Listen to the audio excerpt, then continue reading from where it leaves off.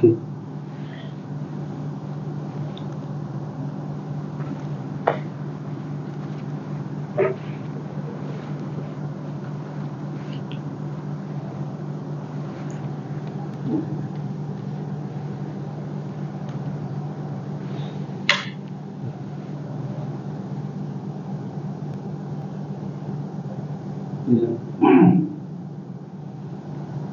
Teman Ustaz ya? Oke. Bismillah. Bismillah. Yang pertama Ustaz, kan ada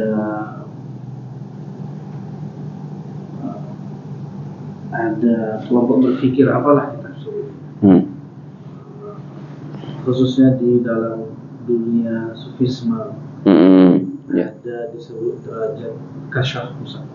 Oke. Mohon Ustaz jelaskan apa itu kasyaf dari sisi yang mendukung dan dari sisi yang bertentangan. Baik. Yang pertama, yang saya pahamin, kasyaf itu sebenarnya kan artinya secara bahasa itu ini dia. Kasyaf yakshif itu membuka, terbuka. Jadi selanjutnya ketika sudah menjadi istilah itu digunakan kepada ini orang punya kasyaf, pelakunya sebut kasyaf, orang yang bisa melihat sesuatu yang tersembunyi. Jadi contohnya ya kasyaf, saya ngelihat antum, saya tahu apa yang antum utarakan dalam hati antum, berarti saya melihat, padahal orang lain nggak bisa. Kasyaf. Dari segi yang kalau yang mendukung dulu ya, saya pernah baca memang satu kitab yang membahas masalah kasyaf ini. Kitabnya itu kitab, salah satu kitab tasawuf. Di situ beliau penulis menyebutkan atau berdalil dengan salah satu hadis Sahih Bukhari bahkan, yang mana ketika Rasulullah SAW sebelum sholat kan ngatur saf juga, ada situ kata-kata Rasulullah, sesungguhnya aku melihat kalian dari tempat ini ketika sholat. Jadi kan maksudnya gambarannya kan seperti ini, Rasulullah kan sholat ngadok kiblat, tapi Rasulullah tahu apa yang terjadi di belakang. Ini dalil bagi mereka yang mendukung kasyaf itu ada, meskipun konteks ini kan konteks Nabi, karena mereka akan menganalogikan apa yang terjadi pada seorang Nabi terjadi pada selain Nabi, hanya saja statusnya berubah. Kalau terjadi pada Nabi mukjizat, pada selain Nabi namanya karomah. Nah, ini bagi yang mendukung. Nah, ada sih beberapa dalil lain. Contohnya tuh ya, misalnya populer juga ini, tapi saya tidak begitu memastikan kondisi sanadnya. Saya juga sering mendengar ini, khususnya di sirah Umar bin Khattab ketika di zaman khilafah beliau, ketika suatu peperangan itu. Beliau ini di Madinah, pasukan perangnya di daerah lain, tapi di situ diriwayatkan Umar bin Khattab menyatakan satu pernyataan, mengucapkan satu ucapan kepada seorang yang bernama Sariyah, seolah-olah beliau melihat pasukan ini, padahal beliau di daerah yang lain dengan daerah pasukan itu. Beliau nggak keluar, nggak ikut, disuruh sama Rasulullah, iya, kayak komunikasi. Seolah-olah beliau melihat mereka dari dekat. Ya Sariyah al-Jabal, wahai Sariyah, bawa pasukan ke gunung. Itu kan maksudnya seolah-olah beliau memberikan arahan nih, padahal dari jauh. Ini kan kasyaf bagi yang mendukung. Jadi ini dua teks saya rasa yang digunakan bagi mereka-mereka yang mengapakan yang mengusung konsep kasyaf ini. Nah, hanya saja memang istilah kasyaf ini saya kira tidak ada di zaman Rasulullah. Sama halnya dengan istilah-istilah lain sebenarnya. Sebenarnya yang saya lihat kenapa hal-hal seperti ini jadi kontroversial, salah satu sebabnya adalah masalah istilahnya. Istilah kasyaf, dan istilah kasyaf ini istilah dalam ilmu tasawuf. Istilah tasawuf itu sendiri yang membuat diperselisihkan karena istilahnya tidak ada zaman Rasulullah. Tapi ketika mereka berdalil, dalilnya ada zaman Rasulullah. nama dipermasalahkan, tapi ketika kita tanya dalilnya ada terjadi Rasulullah, hanya saja nama atau istilahnya belum ada di zaman Rasulullah. Istilah itu baru ada datang ketika tokoh-tokoh itu mengusung istilah tersebut biar disepakatin itu. Seperti tadi kasyaf. Seperti juga kalau kita analogikan istilah tasawuf itu kan, tasawuf itu dari, kalau mau sepakat semuanya bertasawuf dari hadis ihsan. Makanya tasawuf itu kan nanti terbagi tiga. Ada tasawuf yang zuhud. Zuhud itu kan hadis sahihnya banyak. Yang mengingkari tasawuf pun dia sebenarnya ahli sufi, berdasar dari versi ini atau persepsi ini kan. Ada mungkin tasawuf yang falsafi. Nah, ini mungkin yang nanti kontroversi. Agak jauh tuh nanti perginya. Nah, jadi itulah sekian, kita kembali lagi ke masalah kasyaf tadi. Itu yang mendukung.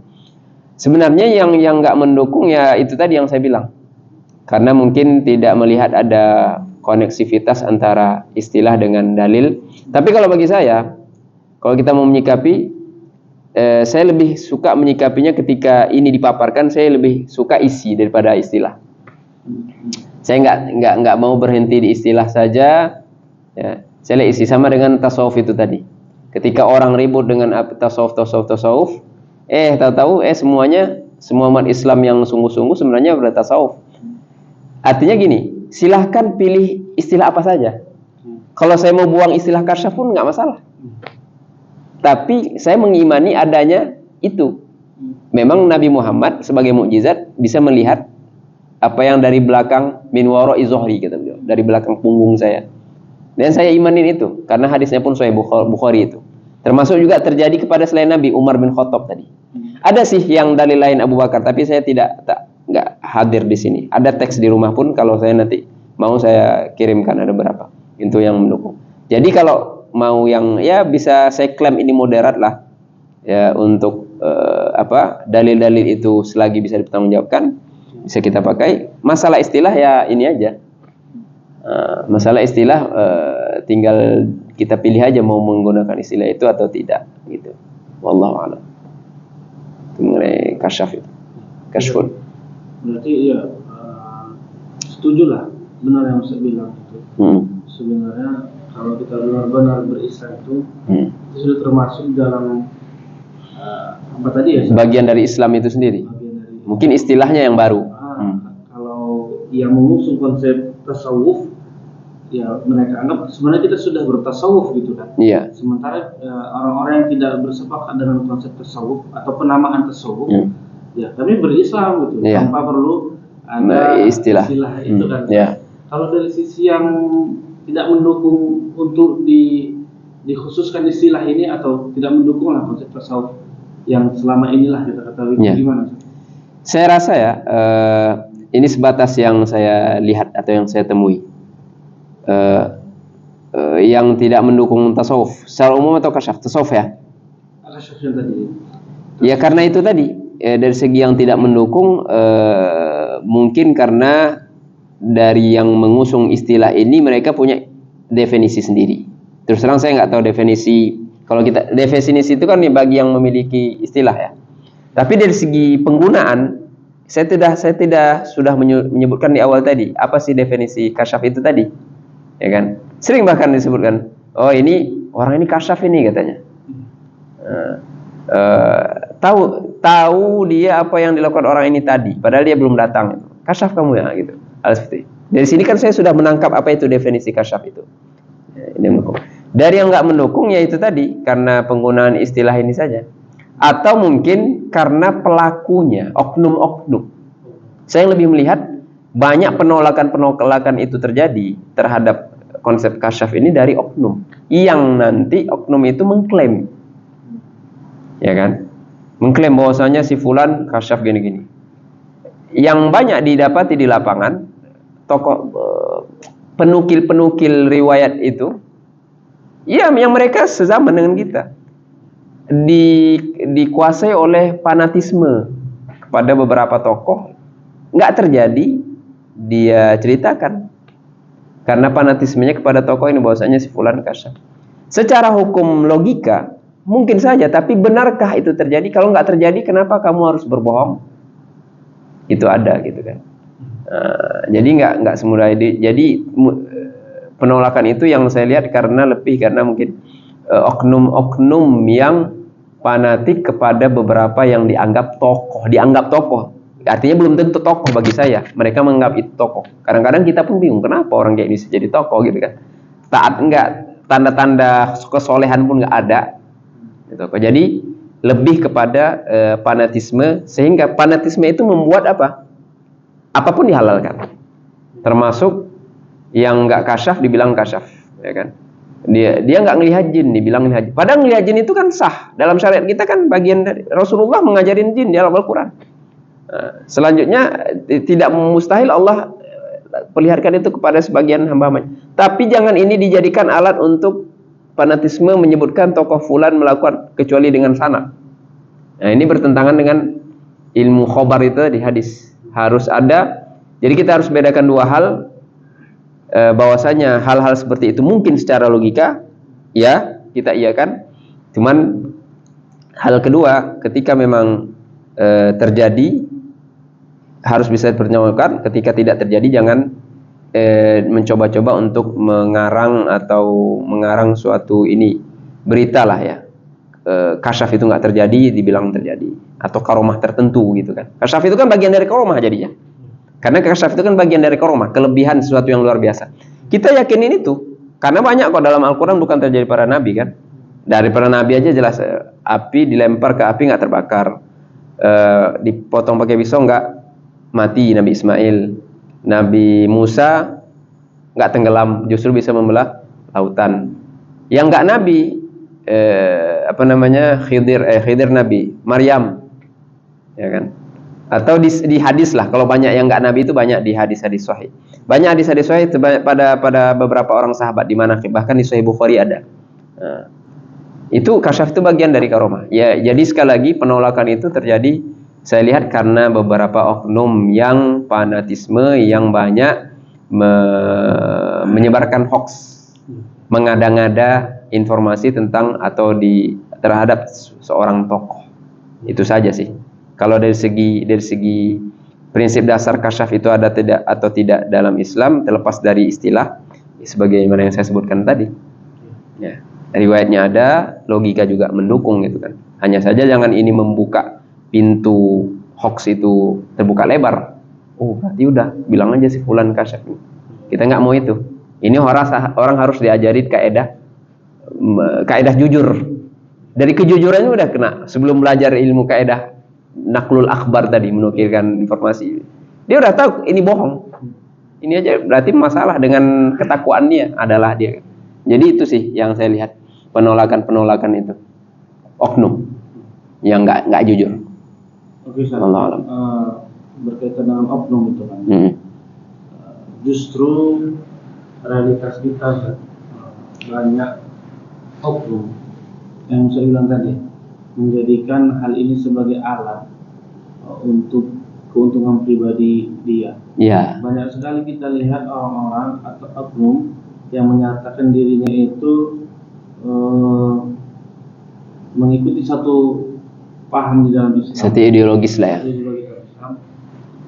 Yang selalu itu mereka menganggap diri mereka bagian dari sufi. Iya. Kemudian mereka mengaku diri mereka sudah kasyaf. Iya. Sehingga bisa melakukan hal-hal yang awam tak bisa lakukan. Iya. Awam tak bisa lakukan. Dan ini bagi masyarakat mereka justru mendapat kedudukan.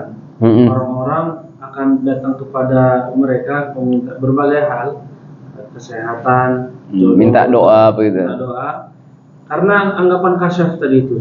Iya. Banyak kan. Tapi yang viral belakangan ini di tahun 2022, 2024 ada dua nama. 22 sampai 24, 3 tahun ini lah. 23, 24. Oke.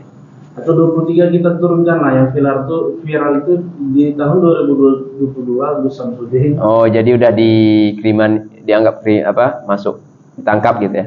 Iya. Jadi nggak viral lagi gitu?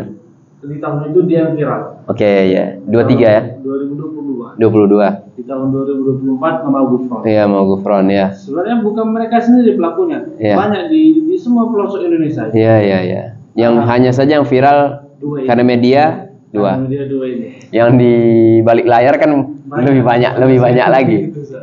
Jadi kita mulai dari Gus Samsudin saja. Ya. Dia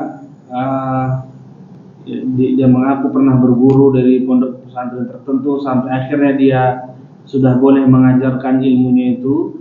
Dia bangun padepokan, terus dia terima orang-orang yang datang ke dia untuk konsultasi berbagai hal.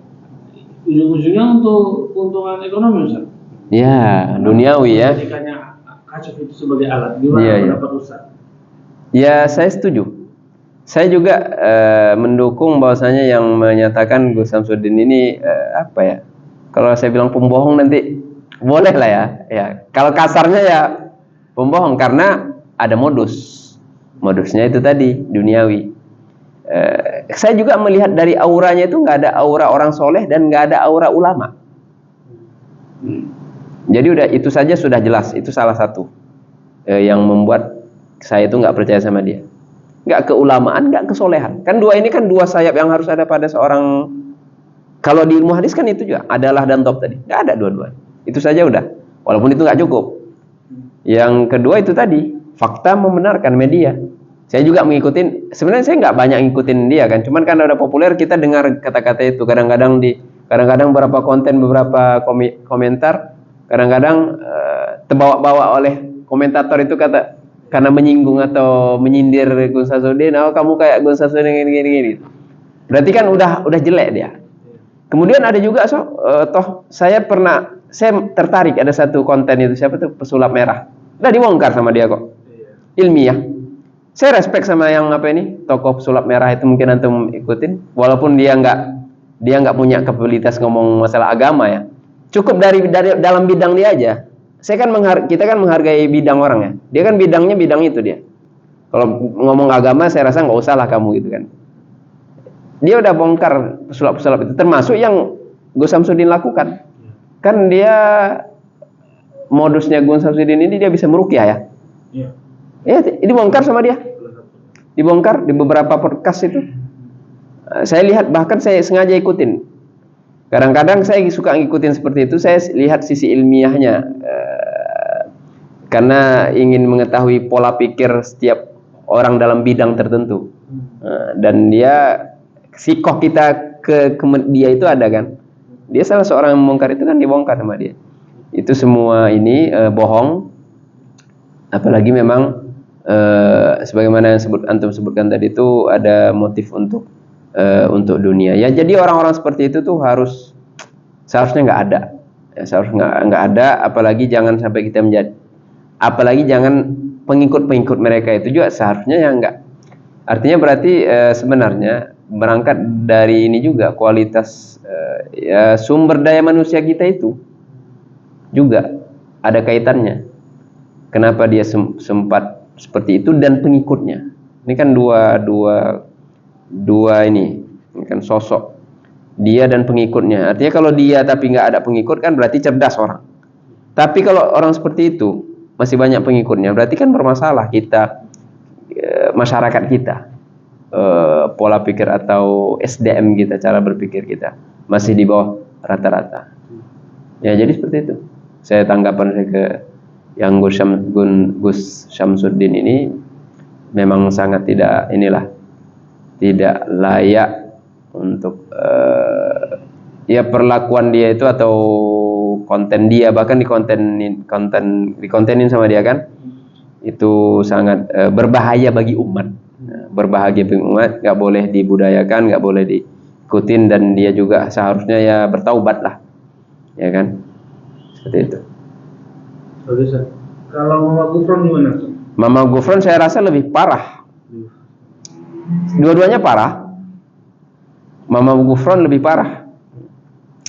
Nggak ada sesuatu yang bisa membuat saya bilang dia ini wali Allah. Kalau mereka anggap itu wali Allah, sampai dicium kaki, ya kan? Kalau belajar kaidah kewalian pun dalam ilmu tazkiyah yang ilmiah, dia tuh nggak lulus sudah, ya kan? Nggak ada ilmu, ya, baca Al-Fatihah aja bermasalah. ngomong nyebut juga dari omongan udah nampak. Apa bahasa yang dia karang itu coba? Katanya itu bahasa apa? Suryani. Coba kita kaji apa itu bahasa Suryani. Jauh. Ada saya sengaja saya konten orang Arab ini orang Arab Suria, masih ada itu orang-orang yang menggunakan bahasa Suryani. Beda. Oh, Suryani memang dari Suria. Bukan Suria. Jadi sebenarnya saya kira Suryani ini bukan nisbah ke Suria, tapi bisa jadi sih. Karena Suryani, tapi konten yang saya lihat ini orang Syria ya. Orang Arab nyebutnya Suria, kita nyebutnya Syria kan. Ada ternyata di mereka itu yang non muslim tapi masih berbahasa itu tadi Suryani. Berbeda. Dari indikasi dia mengulang-ulang itu aja dengan makna yang berbeda. Ini kan sudah pembohongan. Jadi jelas kebohongan yang nyata yang dibuat sama Mama Gufron ini. Ya, dari pengikutnya kita lihat juga pengikutnya, kualitas para pengikutnya. Siapa sih orang yang terpercaya yang ngikut ini? Enggak ada orang yang thiqah yang menjadi pengikut dia. Jadi apa yang membuat saya bisa percaya sama dia dari segi keilmuan dan kesolehan coba? Udah enggak. Jadi orang seperti ini berbahaya. Makanya kan banyak desakan ke MUI agar mempolisikan dia. Ini udah kriminal. Karena pembodohan umat, masalahnya banyak yang ngikutin. Itu yang kita nggak habis pikir di Pulau Jawa. Fanatisme itu buta sudah. Kita juga nggak tahu mau ngomongnya gimana lagi gitu kan. Sudah sampai separah itu, cium kaki. Nggak tahu, entah mereka dihipnotis. Makanya saking kayak nggak percaya aja, pengikutnya itu seperti itu gitu kan. Masih ada banyak. Saya nggak tahu kondisi dia sekarang, tetapi memang dua tokoh ini yang tadi itu udah senyap sebenarnya di 2024 akhir khususnya ya. Mulai nggak tahu, tapi intinya udah berapa kali senyap. Tapi perlu juga kajiannya mengkaji orang seperti itu agar nggak tumbuh lagi, ya kan? Agar nggak tumbuh, karena itu pembohongan berbahaya lah, pembohongan berbahaya bagi umat ini. Dan kita perlu mencerdaskan umat lagi lah ya, terus harus berkesinambungan. Kita udah tahu berarti kualitas umat kita sekarang seperti itu, khususnya di sana gitu. Oke, ada satu tokoh di tahun 2023 dia viral juga gara-gara masalah agama. Dia viralnya gara-gara masalah agama, tapi dia terjerat kasus hukum sejak 2010, banyak kasusnya. Oh, udah lama. Sudah lama kasusnya. Iya. Karena viralnya inilah kesempatan diseretlah dia ketika dia disidang, dibawalah pasal-pasal lain. Di 2023 Ustaz, kalau kali ini dia bukan mengaku sebagai seorang sufi. Iya. Justru dia mengaku sebagai seseorang yang moderat, seseorang Islam yang nasionalis. Saking nasionalisnya dia mengaku bermadzhab Soekarno. Iya. Saking moderatnya dia mempersilahkan tokoh agama Katolik untuk berada di saf pertama. Iya. Dia memperbolehkan perempuan menjadi khatib dengan dalih mengangkat derajat perempuan. Subhanallah. Namanya Panji Gumilang. Iya. Pondoknya sangat luas sekali. Zaitun ya. Zaitun saat ini kan juga seperti saya bilang tadi, fanatisme. Iya. Gimana komentar? Ya itu jelas ini sama-sama bermasalah nih.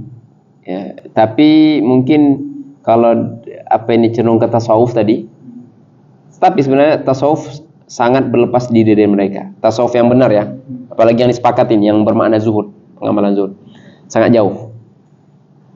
Tapi Panji Gumilang ini dia udah lari ke liberal ini. Dia mengatasnamakan moderat ya. Tapi itu bukan moderat. Moderat di mana? Moderat itu saya kalau di sini mudah aja lah. Ya, Muhammadiyah atau Al-Azhar lah kalau di. Itu kalau tahu ulama Al-Azhar tuh ini udah habis kena. Di mana moderatnya menjadikan khotib sebagai wanita sebagai khotib? Di mana fikih 4 mazhab? Mana dalil Quran sunnahnya atau 4 mazhab? Atau fikih mana yang mengapa? Jadi dia ini sebenarnya saya tengok dia bukan ulama, itu pertama.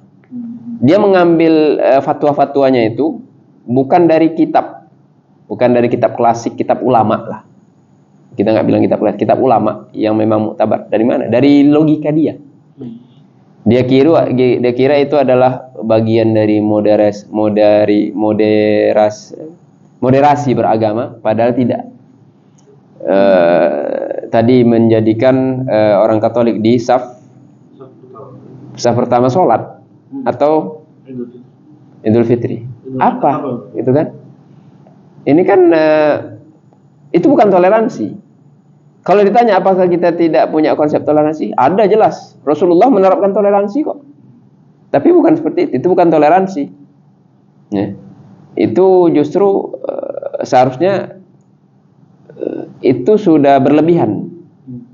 Sudah mujawazatul had, melebihi batasan Allah. Tilka hududullah fala taqrabuha. Sudah menyalahi, melewati batasan-batasan yang Allah letakkan. Nggak ada kita temui di kitab-kitab yang mu'tabar, yang diakui, yang kita baca, boleh melakukan hal itu gitu kan. Dan itu bukan bagian dari toleransi. Seharusnya konsep di sini lakum dinukum waliyadin. Jadi bukan toleransi itu mengikut sertakan agama lain ikut dalam ibadah kita, atau kita ikut dalam ritual ibadah mereka. Bukan itu toleransi. Tapi toleransi menghormati mereka dalam ibadah mereka. Kita tidak mengganggu. Itu sudah toleransi. Ketika ikut serta dalam ibadahnya, ya kan bukan toleransi. Lakum dinukum waliyadin. Kita nggak bisa menyuruh mereka sholat dengan kita. Lakum dinukum waliyadin, kan gitu. Jadi itu bukan toleransi, bukan moderasi juga.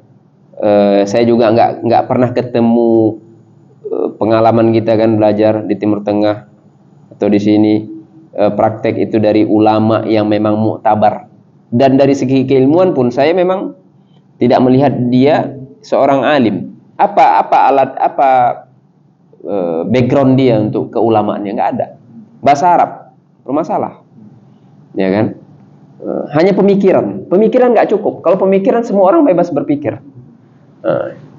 Makanya pemikiran itu harus terikat dengan teks Al-Quran dan Sunnah, dengan pemahaman para ulama yang memang ahli di bidangnya masing-masing. Dan itu beliau jauh dari itu semua. Dan jadi orang seperti beliau itu memang berbahaya. Sangat juga pengikutnya banyak. Justru pengikutnya juga fanatik, membela-bela bahkan bagi sebagian alumni. Nggak tahu ya, apakah si sebagian alumni ini nggak menemukan fenomena seperti itu waktu dia ada, tapi kayaknya nggak mungkin gitu. Jadi seolah-olah ada yang disembunyikan.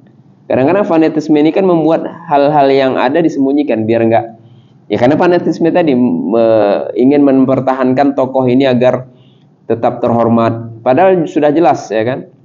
Begitu juga banyak sebenarnya selain yang disebutkan saya ngikutin beberapa. Dan itu semua memang bertentangan dengan maklum minad din bidorur, ada istilahnya itu. Sesuatu yang sudah dikenal di dalam agama ini secara doruri. Artinya nggak perlu ulama pun sudah tahu.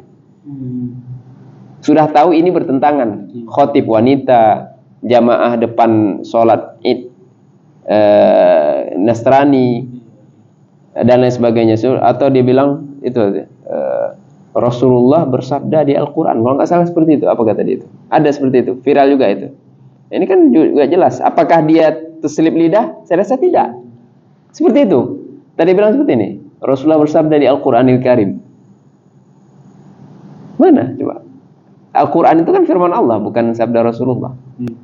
Hal-hal mendasar seperti ini itu muncul dari muridnya ya, yang video viral itu. Jadi kesimpulannya ya, semua yang hal-hal yang kontroversial ini bagian dari apa ya? Mukhalif, bertentangan dengan ma'lum minatin mintor. Apa-apa yang sudah disepakatin oleh para ulama, bahkan yang di bawah kalangan ulama pun sudah tahu bahwasanya hal-hal itu tidak benar adanya, bertentangan. Tidak ada khilaf. Jadi kontroversial ini bukan khilaf yang mu'tabar. Karena kalau kita belajar di usul fikih itu ada khilaf, perbedaan. Tapi mu'tabar. Mu'tabar bisa dipertimbangkan. Tapi ini enggak ada yang bisa saya pertimbangkan. Oh, mungkin ada pendapat ulama ini, atau mungkin ada penafsiran dari ayat ini yang bisa dia bisa jadi landasan dia untuk mengamalkan. Enggak ada. Enggak bisa saya mencari pembenaran untuk dia berdasarkan dalil yang ada. Khutbah Jumat wanita tadi dari fenomena-fenomena itu tadi. Jadi jelas itu murni hanya dia akal-akalan dia saja. Terlepas dari kemajuan pesantrennya apa itu kan hal lain. Nggak ada talazum, nggak ada kemestian hubungan sama sekali dengan orang bisa modernisasi, membangun pesantrennya terkenal besar dan kaya gini-gini dengan agama. Agama ada ahlinya, itu ada ahlinya. Dia bukan ahli di situ. Fatwa-fatwanya dan sikap-sikapnya, tindakan-tindakannya itu semua kontroversial, mukhalif, bertentangan dengan maklum minad din bid-darurah itu tadi. Wallahu a'lam, itu kalau saya pandang. Semuanya ya tiga tokoh ini memang bermasalah, harus memang enggak harus kalau bahasa ininya fikihnya dita'zir. Orang-orang seperti itu layak dita'zir. Ta'zir itu dihukum. Di penjara ataupun ta'zir ini hukuman yang bukan had kalau di fikih. Layak mereka tiga-tiga ini dihukum supaya tidak membahayakan umat, itu saja. Kita bukan ke pribadinya, perlakuan mereka ini yang memang bermasalah. Mereka tuh harus dihadapkan dengan hukum. Jadi ketika kita mengajak pihak yang berkewajiban untuk menghukum mereka bukan karena kita zalim. Justru kita karena peduli kepada umat ini agar selamat dengan orang-orang seperti mereka itu dibiarkan gitu. Berpengaruh masalahnya. Dan umat kita juga udah bodoh, datang lagi orang seperti itu, bertambah kebodohan di atas kebodohannya. Zulumatun ba'duha fawqa ba'din. Gelap tambah gelap. Na'udzubillah.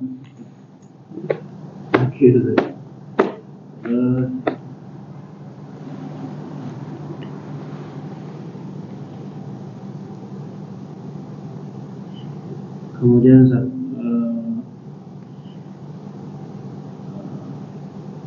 ini berkaitan dengan jarah wa ta'dil.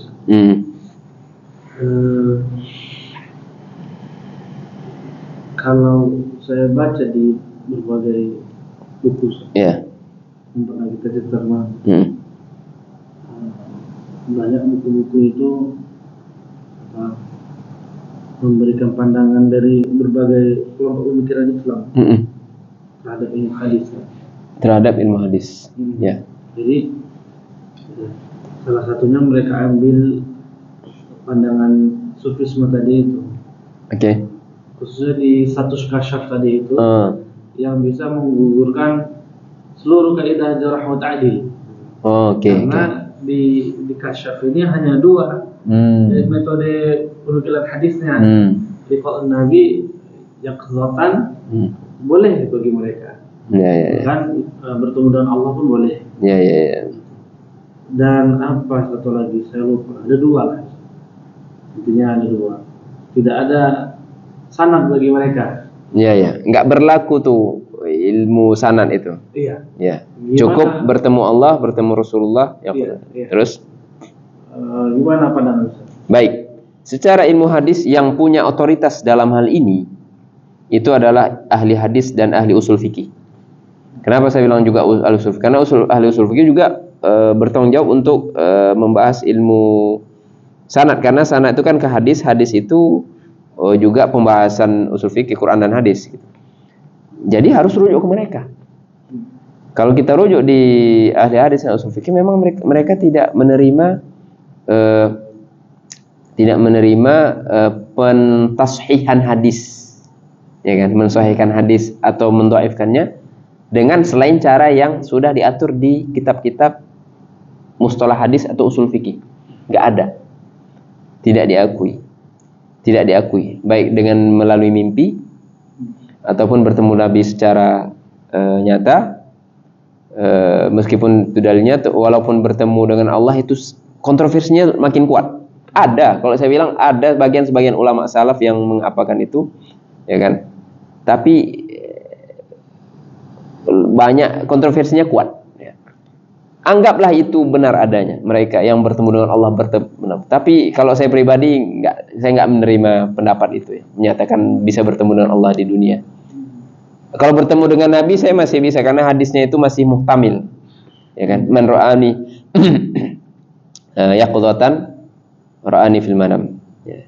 Siapa yang melihat aku terbalik, siapa yang melihat aku ketika tidur maka dia melihat aku ketika bangun. Padahal di situ banyak penafsiran sih. Saya juga langsung sudah rujuk ke syarah hadis Imam Nawawi Ibnu Hajar Macam-macam penafsiran situ. Tapi intinya ada di antara penafsiran itu yang saya lihat muktabar bahwasanya bisa seseorang melihat Rasulullah di dunia nyata, di dunia ini, bukan di akhirat. Salah satu penafsiran yang ada, ya. Nah, di sini khilaf ini masih muktabar lah, masih bisa diterima. Jadi kalau ada statement bahwasanya melihat Rasulullah di dunia nyata ketika sadar itu bisa, saya nggak anggap ini kontroversi yang begitu besar. Walaupun tetap ini macam-macam penafsiran terhadap hadis tersebut tadi. Baik, tapi kembali lagi ke untuk menentukan status suatu hadis, itu tidak diterima. Saya aja pun yang udah bertahun-tahun belajar mustalah itu nggak ada kita bahas itu, nggak dianggap. Jangankan itu, ada satu pesantren yang menamakan di Jakarta lah gitu, yang saya tengok ya ada tokoh besar dulu udah wafat. Mereka itu juga seperti itu.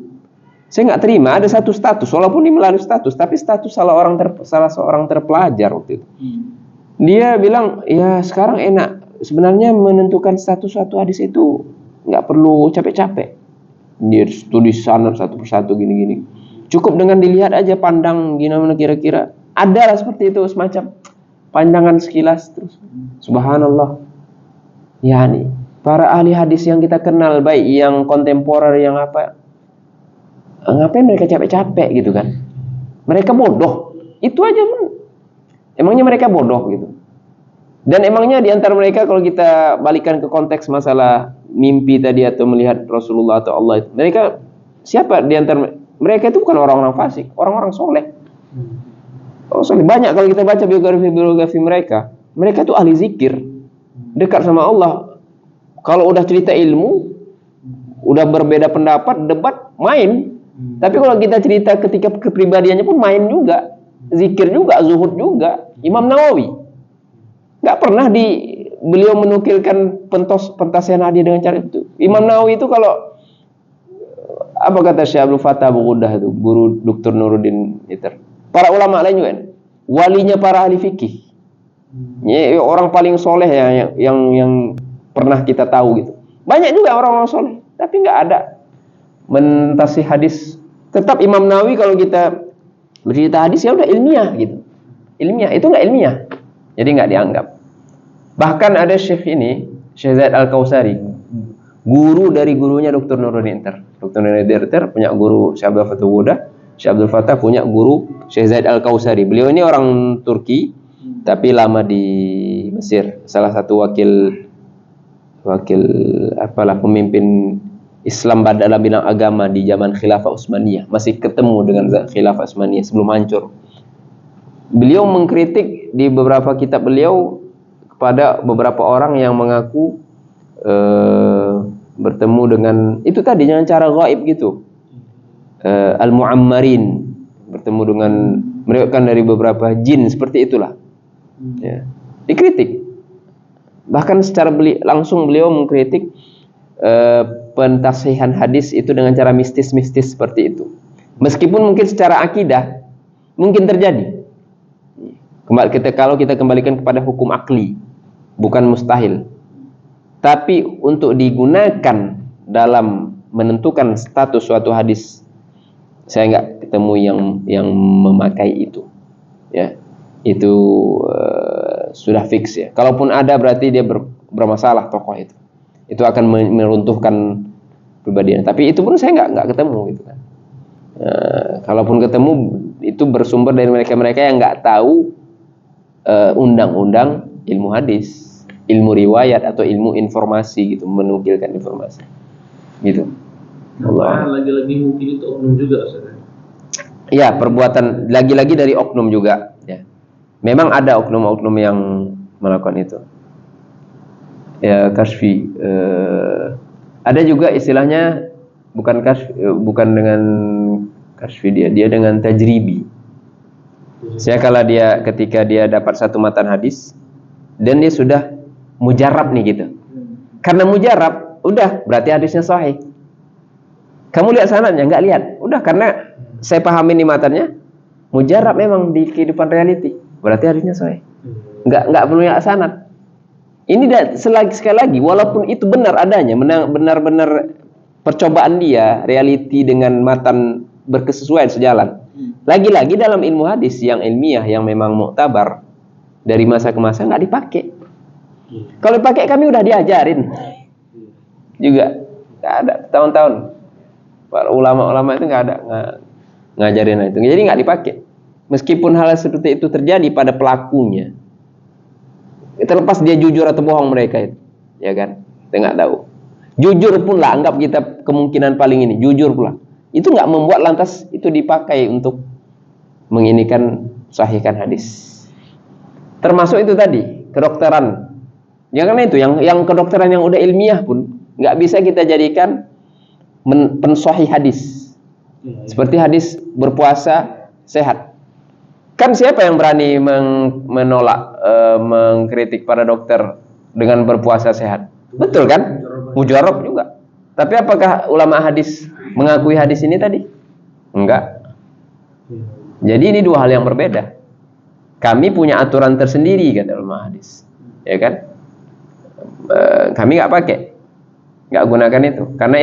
Karena dia nggak itu cara seperti itu nggak mutorid. Mutorid ini nggak berlaku di setiap waktu, jadi nggak bisa. Kita harus menggunakan kaedah tuh yang memang bisa dipakai di setiap selamanya gitu. Bukan jangka panjang ya. Bisa dipakai, dipraktekkan di setiap kasus. Hal seperti itu tuh nggak jelas gitu, nggak mundobit gitu. Jadi nggak bisa dipakai sebagai kaedah untuk menentukan suatu hadis. Terus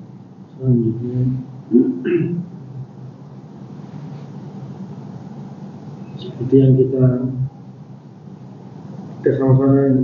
sama-sama belajar di kelompok belajar kita di masjid itu. Oke.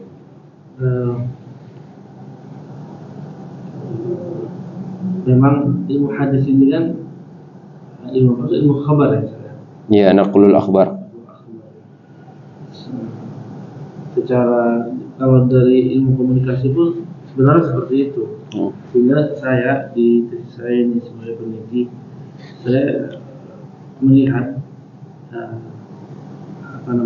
sudah pantasnya ilmu komunikasi bidang kami ini mengadopsi ilmu hadis untuk mengcounter, untuk menghadapi oknum-oknum yang seperti tadi itu. Karena kalau di pemerintah bidang yang menghadapi ini di Kominfo dia. Iya, Kominfo. Komunikasi dan informasi. Iya. Informasi. Oh, dua-dua di situ. Hoax mereka tangkal lah. Iya. Dan mereka membuat kategori-kategori hoax. Ada hoax pemerintah, hoax politik, hoax kriminal. Sudah dikategorikan oleh mereka. Dikategorikan. Ada dua hoax yang berkaitan dengan penelitian kita ini, namanya kategori mitos dan kategori agama. Iya. Nah, kategori obat-obatan ada. Saya ambil satu contoh. Kalau Kominfo itu dia bukan bidangnya, dia akan panggil ahli di bidangnya. Misalnya ada hoax mengenai obat-obatan. Misalnya obat A dituduh memiliki kandungan yang membahayakan. Panggillah pihak BPOM. Badan obat-obatan itu diperiksa, benarkah ini? Ternyata tidak benar. Kadarnya itu tidak sampai mencelakakan orang, walaupun ada sedikit. Tapi kalau tidak dipakai rutin, misalnya gitu, panggil ahli. Ternyata kabar yang beredar itu hoax gitu. Saya melihat ini kan kaidah serupa bisa kita gunakan. Harusnya Kominfo beserta media itu harus konfirmasi dulu ke MUI.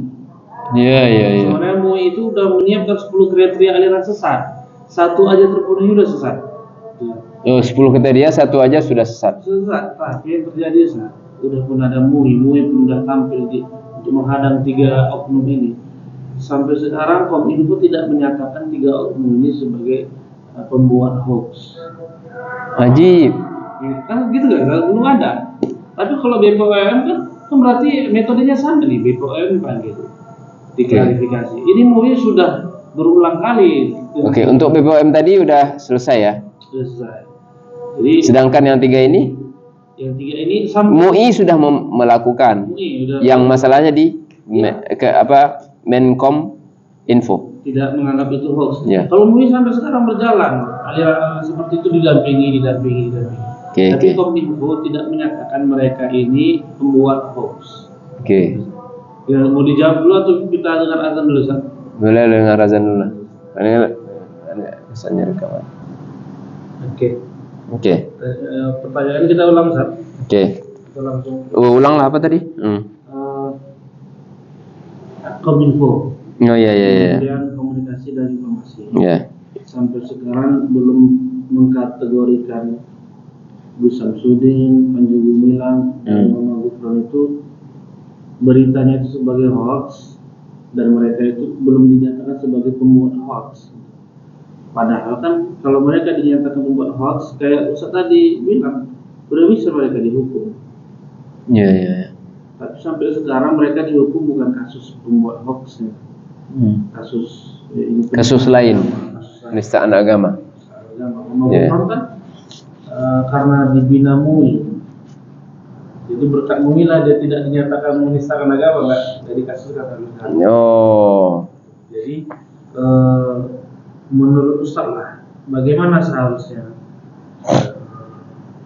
kita inilah orang-orang yang dianggap paham melihat fenomena ini, khususnya fenomena terkait religi dan agama kan. Bagaimana kita supaya bisa memberikan masukan ke pihak-pihak tertentu seperti Kominfo atau bahkan kepolisian. Mungkin kita ini kembali ke ini juga ya. Kominfo mungkin punya kriteria tertentu. Saya nggak tahu. Sehingga dengan kriteria ini itu yang menentukan mereka menganggap tiga oknum tadi itu pelaku hoax atau tidak. Ya kan kalau kita kan berbicara berdasarkan perspektif ilmu hadis. Masalah kita ini. Kominfo belum tentu kan. Ya kan mereka punya metode sendiri. Mungkin itu ya, walaupun kita sudah menganggap karena yang tiga oknum tadi itu kan pelaku ini mereka punya public speaking, ngomong di itu kan masalahnya kan itu kan. Jadi kemudian omongan mereka itu hoax dan mempengaruhi orang, tapi dengan itu tadi dengan berita yang tidak benar gitu kan. Ini berbicara dengan cacing apa semua itu. Mungkin itu yang membuat Kominfo tidak ini. Kita harus cari tahu kriteria Kominfo apa. Itu juga mungkin nanti mengkaji apa kriteria Kominfo untuk menentukan seorang itu pelaku hoax atau tidak, sehingga kita tahu dapat jawabannya. Kemudian juga di sini Kominfo karena dia khusus di bidang itu tidak ada kaitannya langsung dengan agama. Bisa juga ini salah satu faktor. Jadi kalaupun itu mereka harus berkolaborasi kalau nggak dengan MUI ya dengan Depak, Kementerian Agama, Kemenak, kan gitu. Tapi kalau antum bilang tadi Mama Gufron sudah ditanganin oleh MUI, makanya senyap kan. Adapun semuanya sudah senyap sih, cuman bukan melalui Keminfo tadi, kan gitu. Nah, balik ke situ tadi sih saya pikir, walaupun penting juga kita mengetahui apa Keminfo itu, kalau memang kriterianya sudah pas, seharusnya mereka mengambil tindakan itu. Artinya apa? Kenakan pasal itu, pasalnya kan ada. Ketika tiga-tiganya sudah tenang sekarang, yang Panji Gumilang dia sudah dipolisikan karena kasus lain, apa kasusnya? Yang dia dipidanakan. Sudah bebas, dia penistaan agama, sudah keluar. Ini dia ditangkap lagi, tindak pidana pencucian uang. Oh, jadi penistaan agama kan dia udah kena. Nah. Itu juga mungkin yang membuat Kemeninfo nggak mengurusi lagi, karena dia sudah kena memang penistaan agama. Sebenarnya mungkin 11-12 ya. Antara dia ini masuk penistaan agama atau hoax, kan gitu. Bedanya nggak begitu. Bisa dikenakan 2 pasal harusnya. Mungkin kalau kita mau menuntut lagi seharusnya kena 2 pasal bisa. Kalau dari segi perspektif hukum atau ilmu komunikasi dan informasi. Ya, itu kan tuntutan yang dari bidang antum ini kan seperti itu. Tapi kenapa di penistaan agama saja? Padahal dia bisa dikenakan kalau ada pasalnya yang berkaitan dengan hoax. Bisa, seharusnya bisa kita tuntut. Ya kan tentu harus pakai jalur tuh biar sampai kan gitu. Seharusnya. Itu yang kita himbau. Supaya ada efek jera juga. Walaupun nanti sebenarnya hal seperti itu bisa ke siapapun tokoh public speaking yang nyebarin hoax jadinya. Walaupun dia nggak kontroversial. Banyak. Tapi karena terlalu nampak kontroversialnya. Jadi ya bisa. Saya rasa kita berhak untuk menyuarakan itu. Berhak. Kalau segi kita punya hak atau tidak, punya hak. Ya kan? Kita lakukan itu sesuai dengan jalur hukumnya gimana supaya pasal itu kena. Supaya dia dapat efek jerahnya juga di situ. Kan gitu. Jadi antara umum dan khusus itu. Penistaan agama itu umum. Karena begitu ya kalau anggaplah orang yang membuat hadis palsu atau meriwayatkan hadis palsu, bukan dia yang memalsukan hadis, tapi dia meriwayatkan hadis yang udah fix palsu.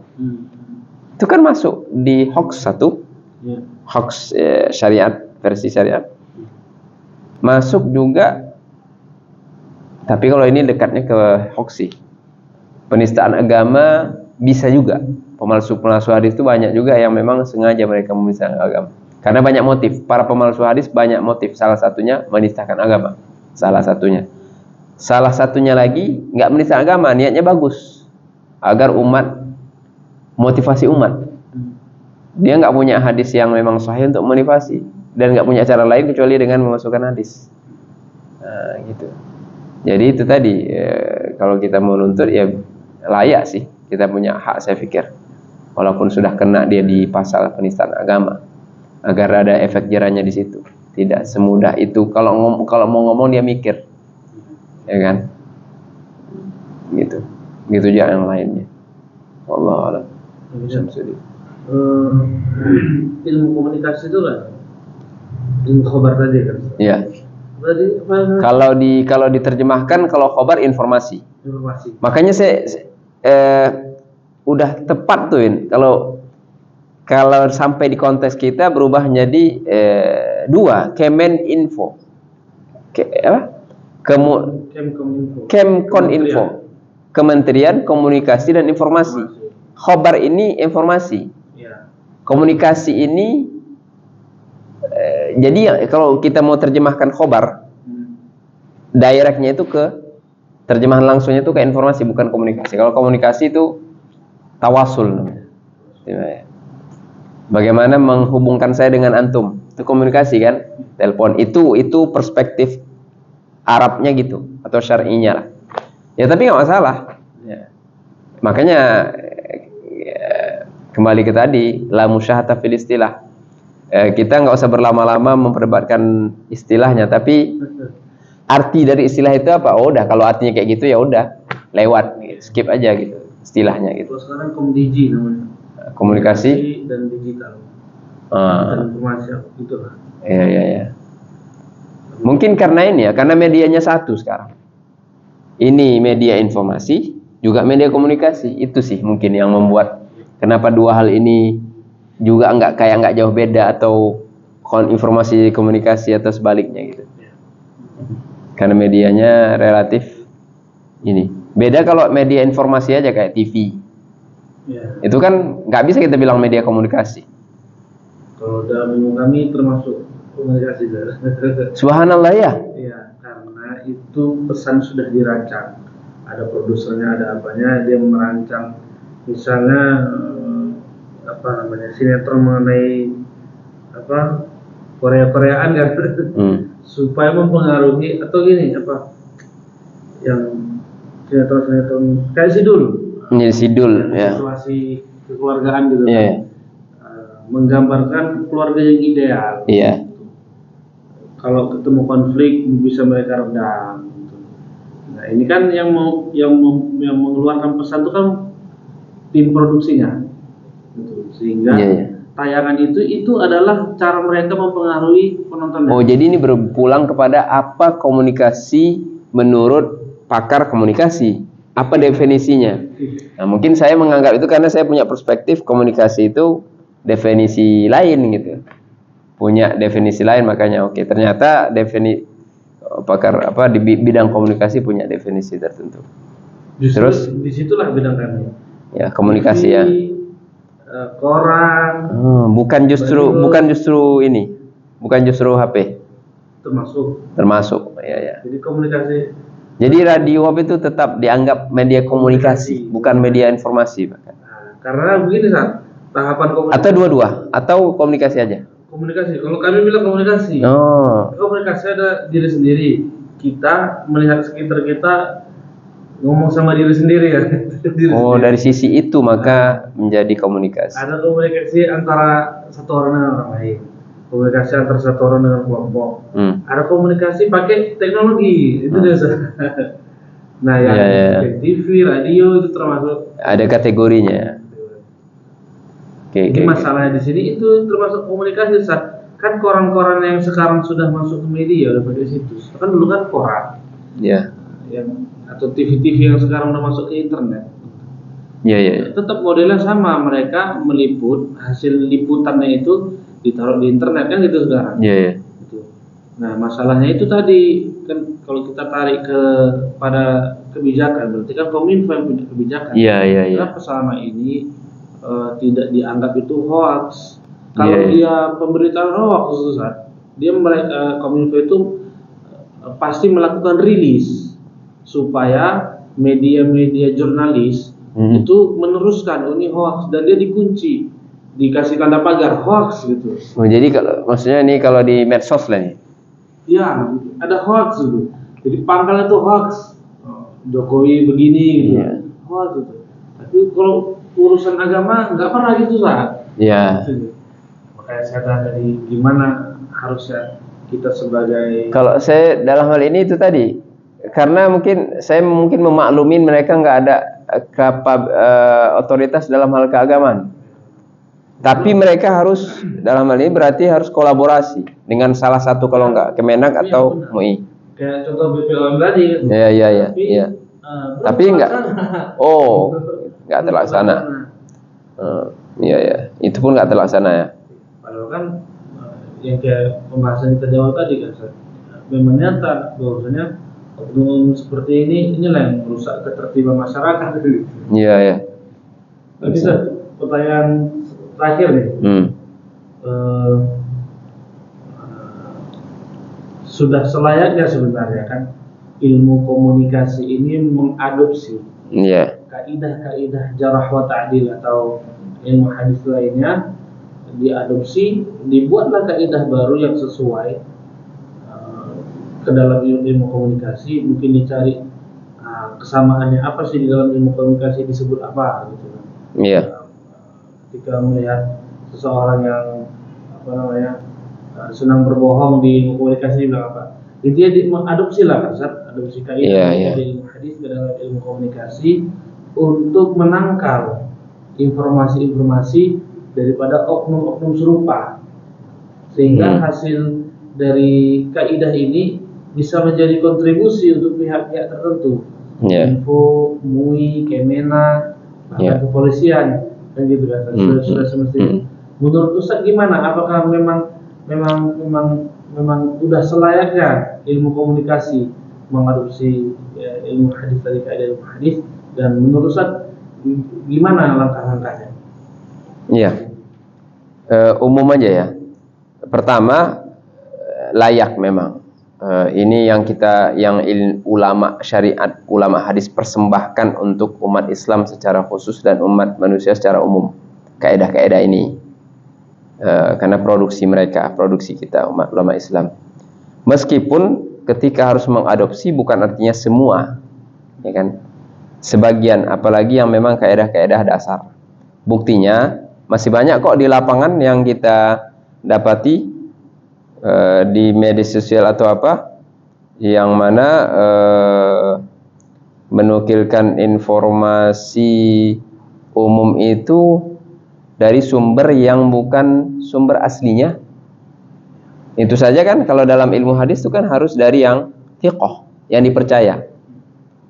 Walaupun ketika udah sampai ke konteks modern misalnya kalau mungkilnya informasi dari seseorang, ini kan informasi umum kita ceritakan,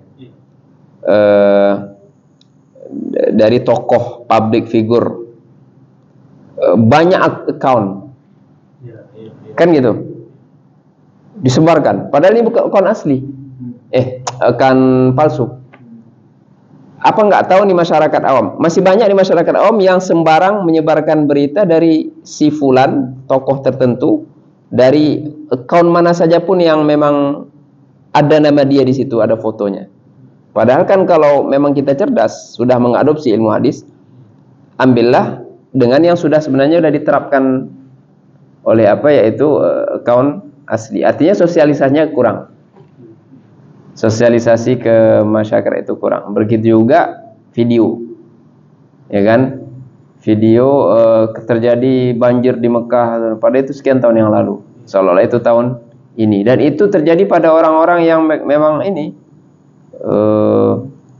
bukan nggak terdidik, mudah termakan hoax itu. Kenapa nggak ditetapkan video yang memang valid itu apa? Dari sini kata kuncinya kalau di ilmu hadis itu thiqah. Apa yang membuat kita thiqah kepada suatu ini, yaitu ke sumber asli. Ya kan? Begitu, itu yang diajarkan dalam ilmu hadis. Kalau saya mau mengetahui suatu hadis, jangan saya ngambil dari sumber cabang, tapi langsung ke sumber utama. Muasal berasal hadis ini dari siapa? Siapa yang pertama? Kitab tertua. Kitab tertua yang di kitabnya itu ada hadis ini. Itu juga seharusnya dalam pengamalan kita menerima informasi di informasi umum, apalagi di media sosial, ya kan? Seperti yang kita sebutkan tadi. Jadi itu tadi langkah-langkahnya, buku-buku ilmu hadis yang sudah diterjemahkan, pasti nggak mungkin yang asli, yang sudah terjemahkan atau yang memang karya ulama Nusantara lah saya bilang, atau karya penulis nasional lah, walaupun bukan terjemahan, karya dia yang memang buah daripada hasil kajian dia dari ilmu hadis. Bisa jadikan itu sebagai referensi, ambil poin-poin kaidah-kaidah yang memang relevan untuk diterapkan di dalam tadi antum bilang Kemeninfo, untuk siapa? Untuk banyak pihak, termasuk jurnalis kita, para jurnalis atau pegiat media lah ya, pegiat informasi dan komunikasi lah. Nah, begitu. Ambil itu kaidah itu. Artinya jangan sampai mereka tuh tutup mata deh dari buku-buku istilah hadis. Mungkin antum bisa tawarkan itu di tesis antum ini. Jangan menutup mata bahwasanya ulama Islam punya sebenarnya kaidah untuk menukilkan, mengutip informasi yang ada, bukan hanya informasi yang berkaitan dengan hadis atau sahabat atau ulama salaf saja, umum, ya kan? Antum bisa kutip pernyataan Dr. Nuruddin itu dengan cara ambil buku-buku referensi ilmu hadis yang ada, baik itu terjemahan atau yang memang murni hasil karya anak bangsa dari ulama hadis Nusantara, ya, sebisa mungkin sebanyaknya. Apa yang bisa diadopsi yang sesuai, ya kan? Mungkin berdasarkan daftar isi saja bisa. Mulai dari daftar isi, jangan walaupun tanpa harus membaca satu persatu. Dari situ kita sudah bisa jadi ada gambaran umum. Apakah apa saja kaidah-kaidah yang layak untuk dipakai. Ya, mengambil informasi dari orang yang memang ahlinya. Berapa banyak yang masih mengambil informasi dari sembarang orang? Banyak, apalagi dalam hal agama. Dalam nggak agama kayak itu. Masalah obat. Oh, kata si ini tadi obatnya gini. Si ini tuh siapa rupanya? Sehingga saya harus percaya dia bahwasanya obat penyakit ini adalah ini. Itu dalam hal kedokteran. Dan semua bidang seperti itu. Ya. Tapi masih banyak kita yang mengutip suatu informasi yang seharusnya ada otoritasnya di sini.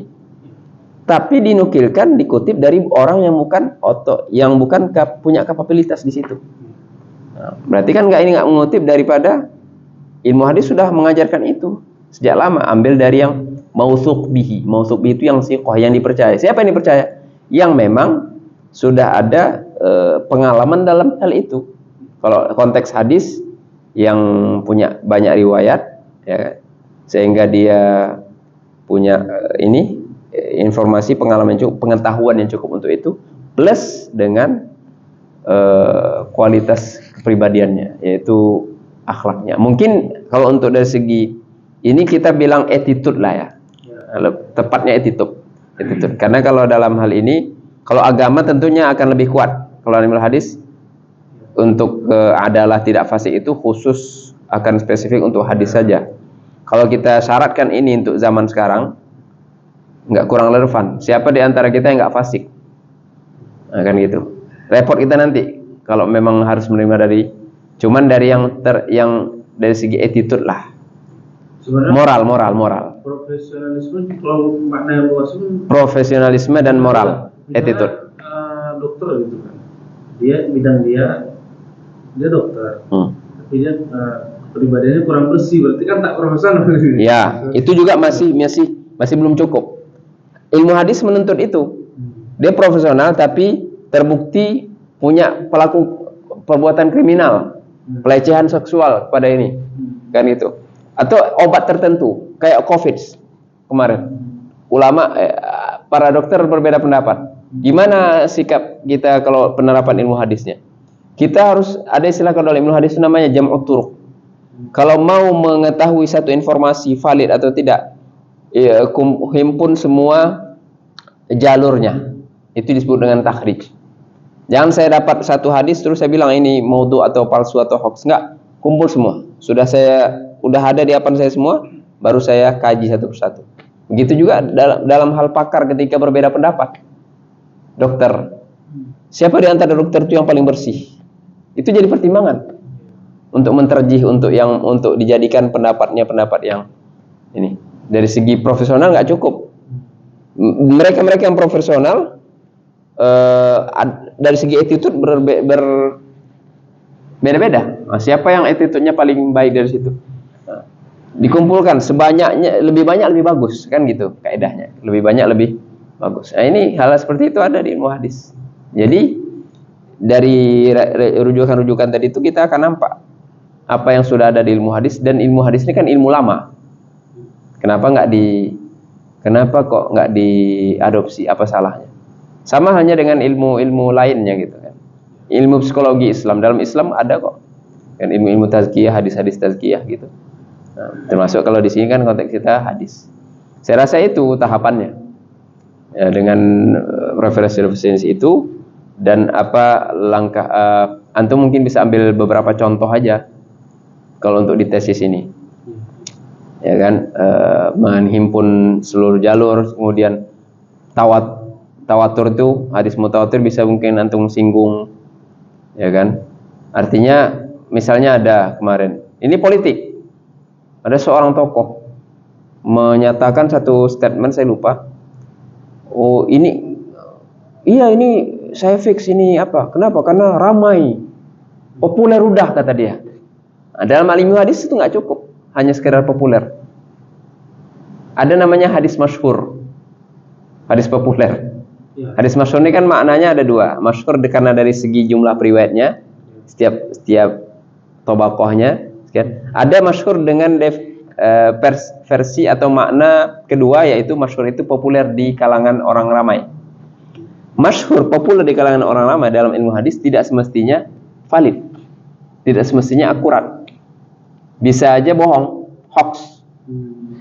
Nah, itu masyhur. Itu hal seperti itu. Ternyata memang hoax, cuma saya lupa. Waktu itu politik tahun untuk inilah periode kedua presiden sebelumnya. Panas-panasnya itu. Tokoh itu tokoh besar juga itu. Dari situ berkuranglah respect saya sedikit. Dalam hal ini dia gagal. Kenapa? Karena mengambil satu statement dan dia sebarkan dengan dalih, dengan alasan karena sudah populer. Karena untuk zaman ini kesepakatan orang tersebarnya satu berita hoax di berbagai macam platform bukan hal yang mustahil. Karena bisa saling menukil. Karena media, semua mendapatkan media itu. Pertemuan itu ada. Tapi kalau dalam ilmu mutawatir, mereka menyatakan satu hadis, hampir mustahil mereka nggak bertemu, media nggak ada, transportasi nggak ada, dan itu terjadi di setiap generasi. Sedangkan ini kan nggak. Satu generasi. Jadi bukan, artinya apa?